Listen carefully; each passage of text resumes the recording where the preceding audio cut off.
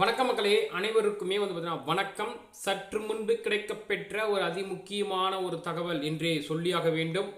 என்ன தகவல் அப்படின்றத அடிப்படையாக பார்ப்பதற்கு முன்பு நீங்கள் இப்போ நம்ம சேனலுடைய புதிய பார்வையாளராக இருந்தீர்கள் என்றால் மறக்காமல் நம்முடைய சேனலை சப்ஸ்கிரைப் செய்து கொள்ளுங்கள். வாங்க வீடியோக்குள்ளே போகலாம்.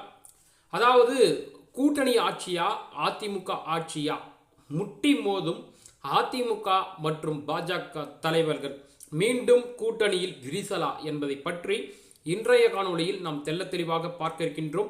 வீடியோவை முழுமைக்கும் பாருங்க, ஸ்கிப் செய்யாம பாருங்க. வாங்க வீடியோக்குள்ள பார்க்கலாம்.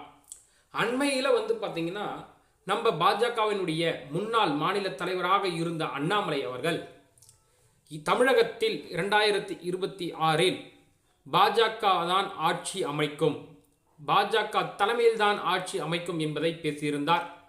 இதற்கு அதிமுக தொண்டர்கள் மற்றும் அதிமுகவின் 2ஆம் மற்றும் 3ஆம் கட்ட தலைவர்கள் எல்லாம் கொந்தளித்து எழுந்ததை நம்மால் பார்க்க முடிந்தது.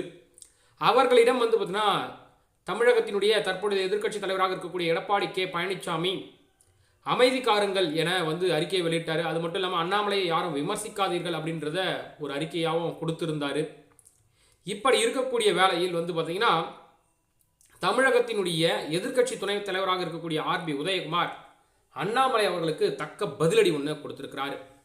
தான் இப்போ எந்த பதவியில் இருக்கிறோம், எங்கே இருக்கிறோம் அப்படின்றத காட்டிக்கொள்வதற்காகவே அண்ணாமலை இது போன்ற செயல்களில் ஈடுபட்டு வராரு. அண்ணாமலையினுடைய இந்த செயல் பார்த்தீங்கன்னா யாருக்கும் சல்லி காசுக்கு பிரயோஜனம் கிடையாது. காரணம் என்னன்னா, மதுரை வந்திருந்த அமித்ஷாவே சொல்லிட்டாரு, தமிழகத்தில் புரட்சி தலைவர் அண்ணன் எடப்பாடி அவர்களுடைய தலைமையில் தான் கூட்டணி அமைய இருக்கிறது அப்படின்றத தெள்ள தெளிவாக ஆர்பி உதயகுமார் ஒரு பக்கம் சொல்லியிருக்கிறார். மற்றொரு பக்கம் நாகேந்திரன் என்ன சொல்லியிருக்கிறாருன்னா, தமிழகத்தில் தான் பார்த்தீங்கன்னா அதிமுக ஆட்சி அப்படின்றது ஏற்றுக்கொள்ளப்பட்டிருக்கிறது. விரைவில் ஆட்சி அதிகாரத்தில் பங்கு அப்படின்ற கேட்கப்பட்ட கேள்விக்கு பார்த்தீங்கன்னா அதெல்லாம் இன்னும் முடிவு செய்யல, அது தேர்தல் நெருங்கக்கூடிய வேலையில் முடிவு செய்யப்படும் அப்படின்னு நாகேந்திரன் சொல்லியிருக்கிறாரு. வானதி சீனிவாசன் என்ன சொல்லியிருக்கிறாங்கன்னா, தமிழகத்தில் அதிமுக பாஜக கூட்டணி அமைந்துள்ளது.